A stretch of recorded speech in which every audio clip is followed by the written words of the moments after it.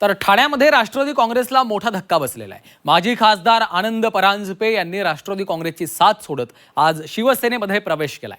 तब्बल 14 वर्षांनंतर आनंद परांजपे यांची शिवसेनेमध्ये घरवापसी झाली आहे।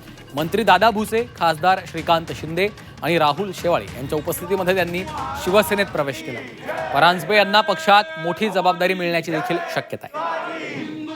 शिवसेनेतला आज माझा प्रवास हा पुन्हा सुरू होतोय आणि मला विश्वास आहे की कुठल्याही पदाच्या लालसेने, कुठल्याही अपेक्षेने मी शिवसेनेमध्ये आलेलो नाही।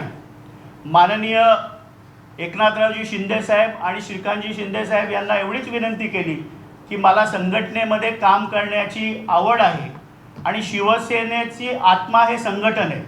अगदी गटप्रमुख असेल, विभाग प्रमुख असेल, शहर प्रमुख असेल, शिवसेनेमध्ये संघटनेला अनन्य असं महत्त्व आहे आणि म्हणून मला संघटनेमध्ये जी काही जबाबदारी हे दोघं जण देतील ती प्रामाणिकपणे पार पाडण्याचा मी प्रयत्न करीन।